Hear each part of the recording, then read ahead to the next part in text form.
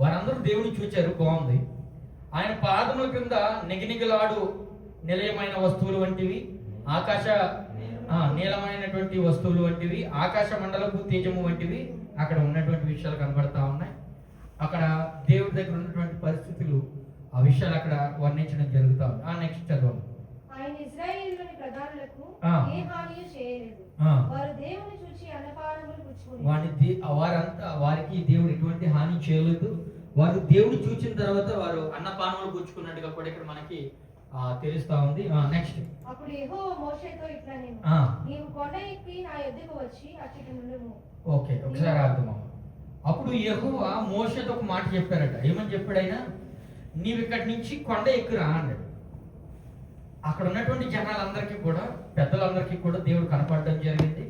మోషే కూడా వారితో ఉన్నాడు అక్కడ, ఆయనకి కూడా అక్కడ కనపడడం జరిగింది. బట్ ఒక స్పెషల్, కొంత స్పెషల్ ఇక్కడ మోషేకి యాడ్ చేయడం జరిగింది. మోషే, నువ్వు ఏం చేస్తావు అంటే, నీతో నాకు కొంచెం పని ఉంది, నీతో నేను మాట్లాడాలి. నువ్వేం చేస్తావు అంటే, ప్రజల దగ్గర నుంచి నేను చెప్పినటువంటి ఆ స్థలానికి వచ్చినట్లయితే అక్కడ నేను నీతో మాట్లాడతాను, నీతో కొన్ని డిస్కషన్స్ ఉన్నాయి, కొన్ని విషయాలు మాట్లాడుకోవాలి. దేవుడు అక్కడ చెప్పినటువంటి మాట అదే. యెహోవా మోషేతో ఎట్లయినా, నువ్వు కొండ ఎక్కి నా దగ్గరకు వచ్చినట్లయితే అక్కడ ఉండు, అక్కడ నేను నీకు చెప్పేటువంటి విషయాలు, ఆజ్ఞలు, ధర్మశాస్త్రమును, రాతి పలకమును అవన్నీ కూడా నేను నీకు ఇస్తాననేటువంటి ఒక మాట ఆయన చెప్పడం జరిగింది. ఎందుకు దేవుడు కొండ ఎక్కమన్నాడు? ఇప్పుడు వారితో ఉన్నప్పుడు వారందరికీ కనిపించాడు కదా. దేవుడు చెప్పాలనుకున్నటువంటి ఆజ్ఞలు, మోషేకి ఇవ్వాలనుకున్నటువంటి ఈ మాటలు ప్రజలందరికీ తెలిసే, సీక్రెట్గా దాచుకునేవి అయితే కాదు. ఇప్పటికి కూడా వాటి గురించి మనం కూడా ధ్యానిస్తాం. ఎందుకు అంత స్పెషల్ ఆయనకి ఇచ్చి, నువ్వు రా, నేను చెప్పేటువంటి ఆ స్థలానికి రా, అక్కడే నేను నీతో మాట్లాడుతున్నట్టు ఒకసారి ఆలోచించండి. కొండ ఎక్కడం అన్నట్టు అంత ఈజీ, ఇప్పుడేదో మనం సెకండ్స్లో చదువుకున్నంత ఈజీ అయితే కాదు. Is that right? కొండ ఎక్కడం అనేటువంటిది అంత ఈజీ అయినటువంటి పరిస్థితి కాదు. కానీ దేవుడు సెలవిస్తా ఉన్నాడు, నీవు రావాలి, ఈ కొండ ఎక్కి నువ్వు పైకి రావాలి. వచ్చినట్లయితే కనుక నాకు ఒక సాంగత్యం ఏర్పాటు చేసుకోవాలి. ఆ సాంగత్యం ఏర్పాటు చేసుకున్న తర్వాత నేను నీకు కొన్ని నియమ నిబంధనలు నేను నీకు అప్పచెప్తాను. నువ్వు తీసుకెళ్ళి నువ్వేం చేస్తావు అంటే, ఎవరైతే నన్ను చూచినటువంటి ప్రజలు ఉన్నారో, నేను చెప్పి నీకు నడిపించుకున్నటువంటి ఇజ్రాయేల్ జనాంగం ఉన్నారు, వారందరికీ కూడా ఈ నియమ నిబంధనలు నీవు అప్పచెప్పాలి. రైట్? ఏం దేవుడు కొండకపోతే దేవుడు మాట్లాడలేడా? మాట్లాడగలుగుతాడు. కానీ ఇక్కడ గమనించవలసింది ఏంటంటే, ఆ స్పెషల్ కాలింగ్కి, ఆ ఒక స్పెషల్ పిలుపుకి గల కారణం ఏంటంటే, దేవుడు ఒక సాంగత్యం కోరుకుంటా ఉన్నాడు మోషేతో. హల్లెలూయా, హల్లెలూయా. దేవుడు ఒక సాంగత్యంని అక్కడ కోరుకుంటా ఉన్నాడు. ఒకసారి చదువు 18వ వచనం వరకు, చాలా విషయాలు ఇందులో దాగి ఉన్నాయి. నీవు వారికి బోధించినట్లు నేను రాసిన ఆజ్ఞలను, ధర్మశాస్త్రములను, రాతి పలకలను నీకు ఇచ్చేద్దనని అనగా 13వ వచనం చదువుదాం. మోషేయు అతని పరిచారకుడైన యెహోషువాయు లేచిరి. మోషే దేవుని కొండ మీదకి ఎక్కెను. అతడు పెద్దలను చూసి, మేము మీ వద్దకు వచ్చే వరకు ఇక్కడనే ఉండండి. మేము మీ వద్దకు వచ్చేంత వరకు కూడా మీరు ఎక్కడ ఉండే, ఎటు వెళ్ళకండి, ఇక్కడనే ఉండండి. ఇదిగో అహరోనును హూరును మీతో ఉన్నారు. ఎవరికైనా వాద్యం ఉన్న ఎడల వారి వద్దకు వెళ్ళి, హల్లెలూయా. మీకు ఒకవేళ ఇబ్బందికరమైన విషయాలు జరిగితే, లేకుంటే తగాదాలు జరిగితే, యుద్ధాలు, వాద్యములు జరిగితే, గొడవలు ఏదైనా జరిగినా కానీ మీరు అక్కడికి వెళ్ళి ఏం చేస్తారట, వారితో మీరు ఇది చూసుకోండి, మీకు ఇంతమందిని వీరిద్దరిని కూడా అక్కడ పెద్దలుగా నేను నియమించడం జరుగుతుంది. వచ్చేంత వరకు కూడా మీరు ఎక్కడే ఉండండి అనేటువంటి మాట ఆయన చెప్తూ ముందుకు వెళ్తా ఉన్నాడు. మోషే కొండ మీదకి ఎక్కినప్పుడు ఆ మేఘం కొండను కమ్మెను. యెహోవా మహిమ సీనాయి కొండ మీద నిలిచెను. మోషే ఆ కొండ మీదకి ఎక్కినప్పుడు ఆ మేఘము కొండను కమ్మెను. తర్వాత చదవమ్మా. యెహోవా మహిమ సీనాయి కొండ మీద నిలిచెను. యెహోవా మహిమ సీనాయి కొండ మీద నిలిచెను. మేఘము 6 దినములను దాని కమ్మెను. 7వ దినమున ఆయన ఆ మేఘముల నుండి మోషేను పిలిచినప్పుడు, హల్లెలూయా, హల్లెలూయా. ఈయన కొండ ఎక్కడం జరిగింది. కొండ ఎక్కాడు. ఎక్కిన వెంటనే చూసారా, దాదాపుగా 6 దినములు అక్కడ వెయిటింగ్ టైం అనేటువంటిది ఒకటి కనబడతా ఉంది. హల్లెలూయా, హల్లెలూయా. వెంటనే నేను నీతో మాట్లాడాలి, నీకు నాకు ఒక సాంగత్యం కావాలి, ఒక ఇంటిమేషన్ అనేటువంటిది అవసరం. మోసే, నువ్వు పైకి రా, నేను నీతో మాట్లాడతానని సెలవిచ్చినటువంటి దేవుడు అది బిలీవ్ చేసి, అంతగా నమ్మి ఈ కొండ ఎక్కడానికి ఆయన సిద్ధమైపోయినటువంటి ఆ భక్తిని మనం చూస్తా ఉన్నాం. ఆయన ఆ కొండ ఎక్కడం జరిగింది. కొండ ఎక్కిన తర్వాత వెంటనే దేవుడు మాట్లాడాడు అంటే 6 దినములు వెయిట్ చేయించాడు. దాదాపుగా. కానీ మేఘం అక్కడే ఉంది. ప్రజలు హల్లెలూయా, హల్లెలూయా. మేఘం అక్కడే ఉంది, దేవుడి యొక్క సన్నిధి ఇక్కడే ఉంది అనేటువంటి విషయం ఆయనకి అర్థమవుతుంది మోషేకి. కానీ మాట్లాడే 6 దినములైంది. అదే మనం ఒకవేళ ఇదే పరిస్థితులు ఉంటే, ఏంటి బ్రదర్ నువ్వు చెప్పావు రమ్మన్నావు, మేము రావడానికి సిద్ధంగా ఉన్నాం, అంత దూరం నుంచి ప్రయాణం చేసి ఇక్కడ దాకా వచ్చి ఉన్నాం దేవుడా, కానీ ఏంటి నువ్వు వెయిటింగ్ ఏంటి, మళ్ళీ మాట్లాడకుండా ఏంటి అనేటువంటి ఒక ఆలోచనలోకి మనం వెళ్ళిపోతుంటాం. చూడండి ఇక్కడ సన్నివేశం. యెహోవా మహిమ సీనాయి కొండ మీద నిలిచెను, మేఘము 6 దినములు దాన్ని కమ్ముకొనును. 7వ దినమున ఆయన ఆ మేఘముల నుండి మోషేను పిలిచినప్పుడు, నెక్స్ట్ చదువుదాం.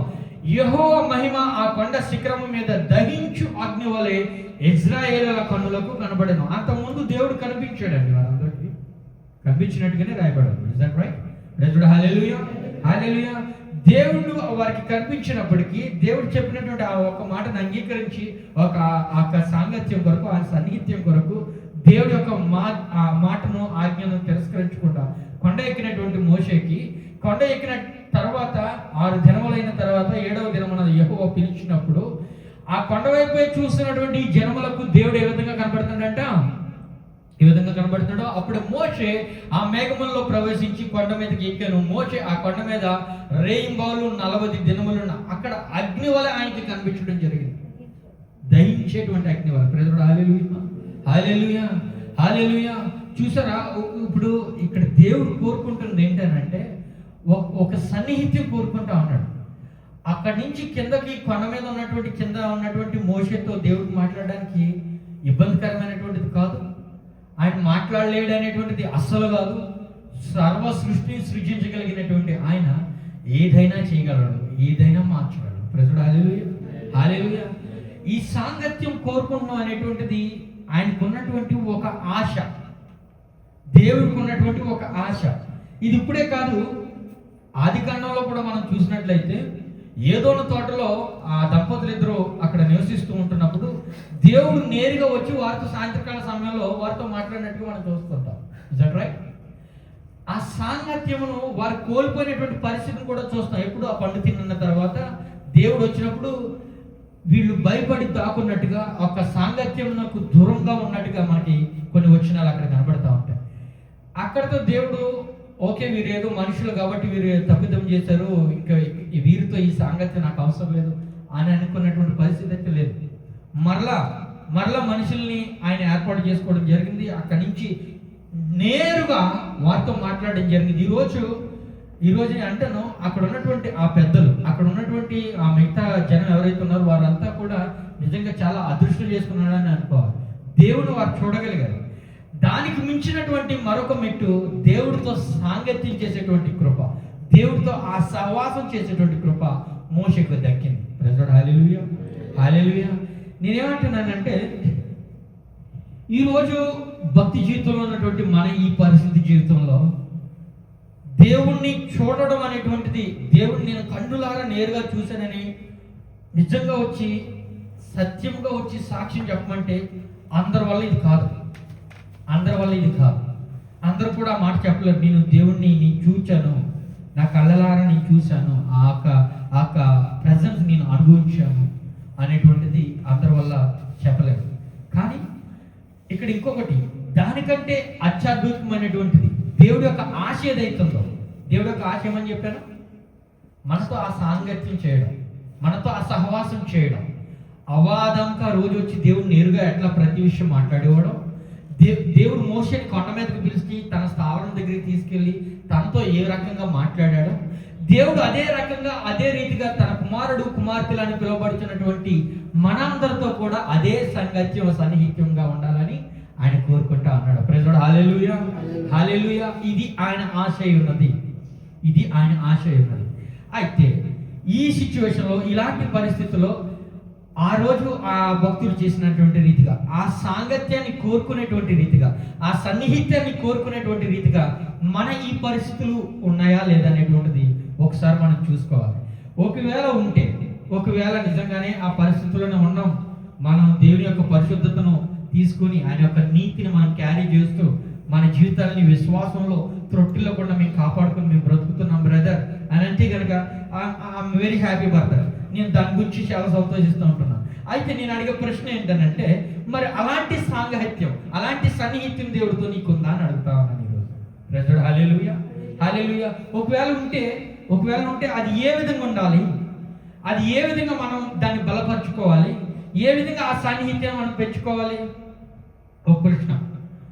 ఇప్పుడు ఒక సహోదరుడితో కానీ, ఒక స్నేహితులతో కానీ, ఒక బంధువులతో కానీ, ఒక అధికారితో కానీ, మనుషుల మీద నేను చెప్తా ఉన్నాను, వారితో ఒక సహవాసం నీకు కావాలనుకుంటున్నాం, ఒక సన్నిహిత్యం నీకు కావాలని అనుకుంటున్నాం. అప్పుడు మన యొక్క ఆలోచన విధానం ఎలా ఉంటుంది చెప్పండి? ఇది నేను మిమ్మల్ని అడిగే ప్రశ్న, మీరు చెప్పాలి. ఎట్లా ఉంటుంది? ఎక్కువగా మాట్లాడతాం, వారిని ప్రేమిస్తాం, వారితో సహవాసం చేస్తాం, ప్రతి ఇరుకు ఇబ్బందుల్లో అందరికీ ఒకరికొకరు చేదురువాదుడుగా ఉంటూ మన యొక్క సహవాసాన్ని వారి యందు పెంచుకుంటాం, సన్నిహిత్యం పెంచుకుంటాం. నిజంగా హల్లెలూయా. నేను రైటే చెప్తున్నాను కదా, మీకు అర్థమవుతుంది అనుకుంటున్నాను. మరి దేవుడి విషయం దగ్గరికి వచ్చినప్పుడు, ఒకవేళ అధికార విషయంలోకి వచ్చామనుకోండి, అధికారితో అయినా సరే, చాలా మంది మీరు చూడండి, మనం వర్క్ చేసే పరిస్థితిలో అందరూ అధికారితో సన్నిహితంగా ఉండలేరు, అందరూ సన్నిహితంగా ఉండి ఒకే రకమైనటువంటి ఇది చేయలేరు. కొంతమంది తక్కువ పని చేస్తూ సన్నిహితంగా ఉండగలిగినటువంటి వారు ఉంటారు, ఎక్కువ పని చేస్తూ వారికి ఇష్టమైనటువంటి వ్యక్తులుగా కొంతమంది ఉంటారు. పరిస్థితులు కొన్ని చూస్తూ ఉంటాం. ఇక్కడ చేయవలసింది ఏంటంటే, మనుషుల యొక్క సహవాసం కొరకు, మనుషుల యొక్క ప్రేమల కొరకు, మనుషుల యొక్క ఏమంటారు వారితో ఆ సహవాసం ఉండేటువంటి విషయాల్లో ఇంతగా మనం వారిని ప్రేమిస్తున్నామే, ప్రతి ఒక్క పరిస్థితి నుండి వారికి కలిగేటువంటి ఇబ్బందులు కానివ్వండి, లేకుంటే ఇరుకు ఇబ్బందులు ఏమీ కలగకుండా వారి యొక్క పరిస్థితుల్లో నీవండి ప్రార్థన చేసుకుంటూ ఒకరి గురించి ఒకరు ప్రేమానురాగాలు కలిగి ఆ సన్నిహిత్యం ఏ విధంగా అయితే కాపాడుకుంటూ ఉన్నామో, దైవభక్తి విషయానికి వచ్చినప్పటికీ కూడా దేవుడితో మనం కలిగి ఉండవలసినటువంటి సాన్నిహిత్యం అటువంటిదై ఉన్నది. హల్లెలూయా, హల్లెలూయా. దేవుడు కోరుకుంటున్నటువంటి రీతిగా ప్రతి దినము, ప్రతి సమయంలో, ప్రతి స్థలంలో కూడా నువ్వు ఆయనకి అవైలబుల్గా ఉన్నావా లేదనేటువంటిది చాలా ప్రాముఖ్యం ఇక్కడ. ప్రజలు హల్లెలూయా, హల్లెలూయా. ఏదో వారానికి ఒక రోజు నేను ప్రార్థన చేయడమో, లేకుంటే సంఘంలోకి వచ్చినప్పుడు నేను ప్రార్థన చేయడమో, లేకపోతే ఇంకొకటి జరుగుతున్నటువంటి సిచ్యువేషన్లో దేవుడికి నేను అవైలబుల్గా ఉన్నాను కాదు, కానీ 24/7 దేవుడికి నీవు అవైలబుల్గా ఉన్నావని అంటే, మీరు గమనించండి, ఎప్పుడైనా సరే ఒక వ్యక్తితో మనం సాంగత్యం చేసినప్పుడు, సన్నిహిత్యం చేసినప్పుడు, ఒక కైండ్ ఆఫ్ ఏ సమయంలో అయినా సరే మనం ఆ వ్యక్తికి ఫోన్ చేసి మాట్లాడగలుగుతాం. Is that right? ఏ సమయంలో అయినా సరే కొన్ని రిస్ట్రిక్షన్స్ ఉండవు మనకి ఆ వ్యక్తికి మధ్య. ఏ సమయంలో అయినా సరే ఆ వ్యక్తిని మనం చూడగలుగుతాం, ఏ సమయంలో అయినా సరే మాట్లాడగలుగుతాం. అలాగే దేవుడితో ఆ సాంగత్యం, సన్నిహిత్యం కోరుకున్నటువంటి మనకి ఎలాంటి సమయమైనా, ఎలాంటి స్థితి అయినా, ఎలాంటి పరిస్థితి అయినా సరే అవైలబుల్గా ఉండి ఉండాలి. ప్రజలు హల్లెలూయా, హల్లెలూయా. ఇప్పటి వరకు మీకు అర్థమైందని నేను అనుకుంటున్నాను. అయితే ఈ దేవుడితో ఈ సాంగత్యం చేసేటువంటి విధానాలు ఏ విధంగా ఉన్నాయనేటువంటిది ఇప్పుడు మనం కొంచెం ఆలోచిద్దాం. ఏ విధంగా ఉంటాయి? దేవుడికి మనుషులతో అయితే మనం ఫోన్ చేసి మాట్లాడుకుంటాం, ఓకే. మరి దేవుడికి ఏ విధంగా? ప్రార్థన అనేటువంటి అంశం ద్వారా మనం మాట్లాడుకుంటాం. ఇక్కడ అనిపించింది నాకు అదే, మోషే దేవుడు పిలిచినప్పుడు, దేవుడు ఆ సాంగత్యం దేవుడు కోరుకుంటున్నప్పుడు ఏ డౌట్ లేకుండా ఆ అవైలబిలిటీ టైం చూడండి, ఆ సమయం కేటాయించిన విధానం చూడండి. 6 దినములు అక్కడ వేచి ఉన్నాడంటే ఎంత పేషెన్స్ కావాల్సి వచ్చిందో చూడండి ఒకసారి. ఇవన్నీ గమనిస్తుంటున్నప్పుడు దేవుడు మోషేతో ఎంత సాంగత్యం చేయాలని కోరుకుంటున్నాడో, మోషే కూడా అదే ఆశ కలిగి ఉన్నట్టుగా కనపడతా ఉంది. Is that right? Hallelujah, hallelujah. మరి దేవుడితో అటువంటి సాంగత్యం, అటువంటి సహవాసం కావాలని కోరుకుంటున్నటువంటి వ్యక్తులమైనటువంటి మనము ప్రార్థన అనేటువంటిది ఒక అంశం అని అనుకుందాం. ప్రార్థన అనేటువంటిది ఒక అంశం అన్నట్లయితే కనుక నువ్వు 24/7 ప్రేయర్ చేయగలుగుతామా? చెయ్యం. అందరం చేయం, ఎవరూ చేయం. 24/7 ప్రేయర్లో ఉన్నానని అన్నాడంటే అబద్ధం ఆడుతున్నాడు. ఇలాంటివి నమ్మద్దు. 24/7 ప్రేయర్ అయితే చేయలేం, కానీ 24/7 దేవుని స్తుతించగలుగుతాం, ఆయన యొక్క ప్రెజెన్స్ మనం అనుభవించగలుగుతాం, ఆయన మనం మహిమపరచగలుగుతాం, ఆయన మనం ఆరాధించగలుగుతాం ఆయనతో సాంగత్యం వరకు. మీకు అర్థమైందని నేను అనుకుంటున్నాను. ప్రజలు హల్లెలూయా, హల్లెలూయా. ప్రార్థన అనేటువంటిది ఈ రోజు దినంలో ఎట్లా అయిపోయిందంటే ఒక కైండ్ ఆఫ్ పిటిషన్, లేకుంటే ఒక కైండ్ ఆఫ్ నాకు ఒక ఇబ్బంది ఉంది ప్రభు, కాబట్టి నేను దీనికి ఎంత చేరువుగా ఉండాలని ఆశపడతా ఉన్నాను, ఈ రకంగా ఉండగలుగుతున్నాను, లేకుంటే నా సహోదరుడికి కానీ, నా సహోదరుడికి కానీ, నా కుటుంబ సభ్యుల్లో వారికి కానీ, లేకుంటే సంఘమునకు కానీ, లేకుంటే దేశమునకు కానీ, ప్రపంచంలో జరుగుతున్నటువంటి ఇరుకు ఇబ్బందులు కానీ, యుద్ధాల గురించి కానీ కొంత సమయం మనం పక్కన పెట్టుకుని ఆ సమయం మాత్రమే ప్రార్థనగా మనం దేవుడితో మనం చేయగలుగుతాం. కానీ ఆ సమయం అయిపోయిన తర్వాత, ఆ ప్రార్థన అయిపోయిన తర్వాత మళ్ళీ నువ్వు ఎంటీగా కనబడతావు. హల్లెలూయా. ప్రార్థన అనేటువంటిది ప్రాముఖ్యమని చెప్తానే ఉన్నానండి. ప్రార్థన అనేటువంటిది ప్రాముఖ్యం కాదని చెప్పట్లేదు. కానీ ఆయనతో ఆ సాంగత్యం, ఆ సన్నిహిత్యం నీకు ఉండగలగాలని అంటే ద కీ పాయింట్ వాస్ స్తుతి ఆరాధన. హల్లెలూయా, హల్లెలూయా. ఈ స్తుతి ఆరాధన విషయానికి వచ్చేటప్పటికి చాలా రకాలుగా, చాలా విధాలుగా మనం చేస్తూ ఉంటాం. కొన్నిసార్లు మనం చేసేటువంటి ఈ స్తుతి ఆరాధన దేవునికి అంగీకారం అనుకుంటూనే ఒక మబ్బిలో సైతం మనం ఉంచుతూ ఉంటాడు. ఈ స్తుతి ఆరాధన అనేటువంటిది దేవుడిని 24/7 స్తుతించగలుగుతామా లేదా? స్తుతించలేము అన్నటువంటి వారు చేతులెత్తాలి. ఎవరు లేదు. ప్రార్థన అయితే 1-2 గంటల తర్వాత నేను చేయలేను, కానీ స్తుతి అయితే నేను చేయగలుగుతాను అన్న వాళ్ళు చేతులెత్తాలి. చేయగలుగుతారు లేదా? దేవుని ఆరాధించగలుగుతామా లేదా? దేవుని పాడగలుగుతామా లేదా? ఆయన యొక్క మహిమను మనం ఎప్పటికీ కూడా మనం దొంగిలించేటువంటి బిడ్డలుగా ఉండమండి. ఈ స్తుతి ఆరాధన ఏం చేస్తారో తెలుసా? ఒకసారి ఒక మాట నేను చెప్పడం జరిగింది. ప్రార్థనట, మనం చేసేటువంటి ఈ ప్రార్థనట దేవుడికి నీకు ఒక నిచ్చెనలాగా ఏర్పడుతుంది. నీకున్నటువంటి అవసరతలన్నింటినీ కూడా దేవుని దగ్గరికి చేర్చగలిగేటువంటి ఒక అవసరతగా, ఒక సాధనంగా ఆ ప్రార్థన అక్కడ కనబడతా ఉంటే, ఈ స్తుతి అనేటువంటిదట ఆ దేవుని సైతం నీ దగ్గరికి తీసుకురాగలిగేటువంటిది. ఆ దేవుని ఆ ఆదరణకర్తను ఎంత మనం అనుకున్నాం కదా, నేను పోయి ఆదరణకర్తను మీ కొరకు నేను పంపేద్దానని దేవుడు సెలవిచ్చినటువంటి రీతిగా వెళ్ళినటువంటి ఆయన ఊరక ఉండలేదు, ఆదరణకర్తను మన కొరకు పంపించున్నాడు. ఈ ఆదరణకర్త చేసేటువంటి పని ఏంటంటే, ఎక్కడ నీవు 2-3 నా నామములో కూడి ఉంటారో వారు మధ్య ఆయన ఉంటాను అంటున్నాడు. ప్రైజ్ హల్లెలూయా, హల్లెలూయా. మరి ఈ స్తుతి నీ దగ్గర ఉన్నప్పుడు, ఈ వాక్ అనేటువంటిది నీ దగ్గర ఉన్నప్పుడు, ఈ దేవుని మహిమపరచగలిగినటువంటి ఆ తత్వం, ఆ హృదయం నీ దగ్గర ఉన్నప్పుడు దేవుడు నీతో ఉంటాడా లేదా? దేవుడు నీతో ఉంటాడా లేదా? అంటే దేవుడి యొక్క సాంగత్యమును, దేవుడు నీతో ఆ సహవాసమును, ఆ సాంగత్యమును నీతో ఉండాలనేటువంటి ఆ దృఢమైనటువంటి కోరిక దేవుడికి ఉన్నటువంటి రీతిగా నీకు ఉండవలసినటువంటి ఆ కోరిక ఏంటంటే 24/7 నిన్ను నిద్రలేపినా కానీ అప్పుడు కూడా నువ్వు దేవుడిని స్తుతించి మహిమపరిచి ఆరాధించగలిగేటువంటి అట్టి కృతజ్ఞతా భావం కలిగినటువంటి హృదయమును క్యారీ చేస్తూ ఉంటారు. ప్రైజ్ లార్డ్, హల్లెలూయా, హల్లెలూయా. ఎప్పుడు దేవుని స్తుతించగలుగుతామయ్యా అని అంటే, ఎప్పుడు దేవుని మనం ఆరాధించగలుగుతాం ప్రియమైన బిడ్డలారా అని అంటే, నేను చెప్తాను, కృతజ్ఞత భావం కలిగినటువంటి హృదయం నువ్వు క్యారీ చేస్తా ఉంటున్నప్పుడు, మండేటువంటి హృదయం కాదు, ద్వేషంగా ఉన్నటువంటి హృదయం కాదు, నిందలు ఏర్పరచుకున్నటువంటి హృదయం కాదు, కుళ్ళు కృతంతో నింపుకున్నటువంటి హృదయంతో కాదు, కానీ కృతజ్ఞత భావం కలిగినటువంటి హృదయం కలిగినటువంటి వారమై ఉన్నప్పుడు మాత్రమే మనస్ఫూర్తిగా దేవుని స్తుతిస్తామనండి. ఇది కష్టమైనటువంటి విషయం కాదు, చాలా సింపుల్ అయినటువంటి విషయం. ఆ కృతజ్ఞత భావం ఎట్లా కలుగుతుందని అంటే, ఒక్కసారి లాస్ట్ వీక్ కూడా నేను చెప్పాను, మీరు ఇంటికి వెళ్ళి ఒక బుక్ తీసుకుని దేవుడు మీకు చేసినటువంటి ప్రతి మేలును, ప్రతి కార్యమును మీరు ఒక పుస్తకంలో మీరు రాసుకున్నట్లయితే, ఆ రాసుకున్నటువంటి ఆ విషయాలను బట్టి దేవుడికి కృతజ్ఞత చెల్లించేటువంటి విధానం, ఆ హృదయం నీకు కలుగుతుంది.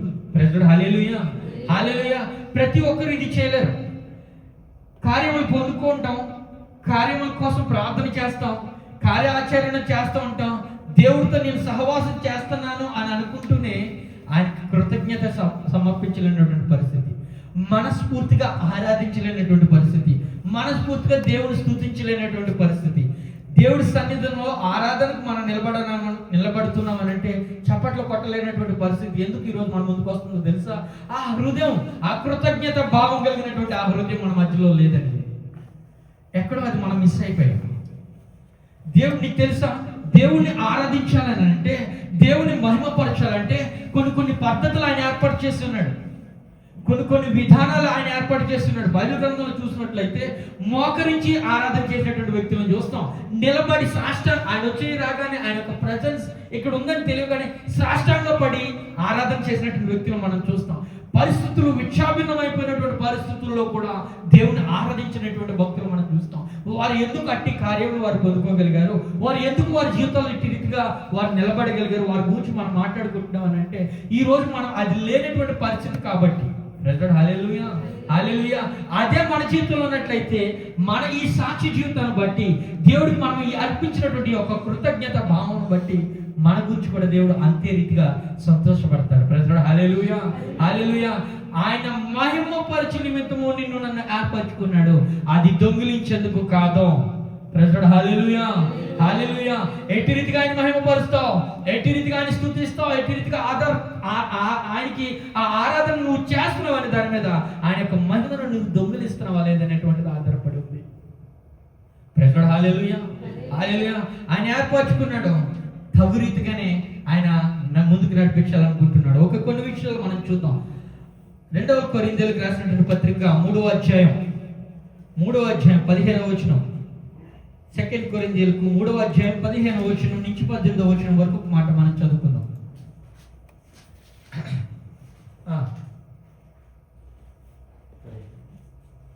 15వ వచనం. నేటి వరకును మోషే గ్రంథము వారు చదువునప్పుడెల్లా ముసుగు వారి హృదయముల మీదనున్నది గాని వారి హృదయము ప్రభువు వైపునకు ఎప్పుడు తిరుగునో అప్పుడు ముసుగు. హల్లెలూయా. అప్పుడు మాత్రం ఆ ముసుగు తీవేయబడుతుందంట. ఈ మోషే రచించినటువంటి ధర్మశాస్త్ర గ్రంథం ఏదైతే ఉందో అది చదువుతూ ఉన్నారు కానీ వారి హృదయం మీద ఒక ముసుగు అనేటువంటిది వేయబడి ఉంది. గమనించారా ప్రియులారా? బైబిల్ గ్రంథం మనకు అప్పగింపబడి ఉంది. బైబిల్ గ్రంథాన్ని నేను చదువుతున్నాను, నేను ఫాలో అవుతున్నాను, నేను సంగమునకు వెళ్తున్నాను, నేను అన్ని విషయాల్లో దేవుడికి కరెక్ట్గా అవైలబుల్గా ఉన్నానని అనుకుంటున్నారు కానీ హృదయం పైన ఒక ముసుగు ఉంది. నీ యొక్క హృదయం పైన ఒక ముసుగు ఉంది. వారి హృదయము ప్రభు వైపునకు ఎప్పుడు తిరుగునో అప్పుడు మాత్రమే ఆ ముసుగు తీసివేయబడిన. హల్లెలూయా, హల్లెలూయా. ఎప్పుడైతే దేవుని వైపుకు మనం తిరుగుతామో, ఆ కృతజ్ఞత భావం కలిగి మనం ఉండగలుగుతామో, ఆ ముసుగు తీసివేయబడి ఎప్పుడైతే దేవుని వైపు నువ్వు తిరుగుతావో అప్పుడు నీ హృదయం పైన ఉన్నటువంటి ఆ ముసుగు తీసివేయబడి కృతజ్ఞత భావం కలిగినటువంటి హృదయంతో దేవుని స్తుతించి ఆరాధిస్తాం. హల్లెలూయా, హల్లెలూయా. నెక్స్ట్ 18వ వచనం వరకు మనం చదువుకుందాం. ప్రభువే ఆత్మ. ప్రభు యొక్క ఆత్మ ఎక్కడ నుండునో అక్కడ స్వాతంత్రం ఉండును. మంచి మాట. నిన్న కూడా ఇది నేను మన గ్రూప్ లో నేను ఈ మాట పెట్టడం జరిగింది. ప్రభువు ఆత్మ ఎక్కడ ఉండునో అక్కడ మాత్రమే స్వతంత్రం ఉంటుంది. నిన్ను బంధించినటువంటి పరిస్థితి కాదు, నిన్ను ఇబ్బంది పెట్టినటువంటి పరిస్థితి కాదు. ఆయన ఆత్మ ఉన్నాడు కనుక ఆ ఆత్మతోనే మనం ఆరాధించగలగాలి. హల్లెలూయా, హల్లెలూయా. దీనికి ఏమంటే ఈ యొక్క స్వతంత్రం నాకు వచ్చింది కదా, నేను చదవకపోయినా పర్వాలేదు, నేను ఈ కార్యం చేయకపోయినా పర్వాలేదు, దేవుడు నన్ను ఈ విషయంలో క్షమిస్తాడు, దేవుడు ఈ విషయంలో నన్ను మన్నిస్తాడు, నా ఇష్టానుసారమైనటువంటి జీవితాన్ని నేను జీవిస్తానంటే కూడా ఆ మాటకు కూడా దేవుడు ఒప్పుకోవట్లేదు. నాకు స్వతంత్రం అప్పగించావు కదా ప్రభువా, దీన్ని నేను యూజ్ చేసుకుంటాను ఈ రీతిగా అంటే దానికి కూడా ఆయన ఒప్పుకోవట్లేదు. అందుకే ఆయన ఒక మాట రచించున్నాడు గలతీయులు రాసినటువంటి పత్రికలో. ఇది 18వ వచనం వరకు చదువుకుని మనం అక్కడికి వెళ్దాం. ప్రభువే ఆత్మ. ప్రభు యొక్క ఆత్మ ఎక్కడ నుండునో అక్కడ స్వాతంత్రము నుండును. 18వ వచనం.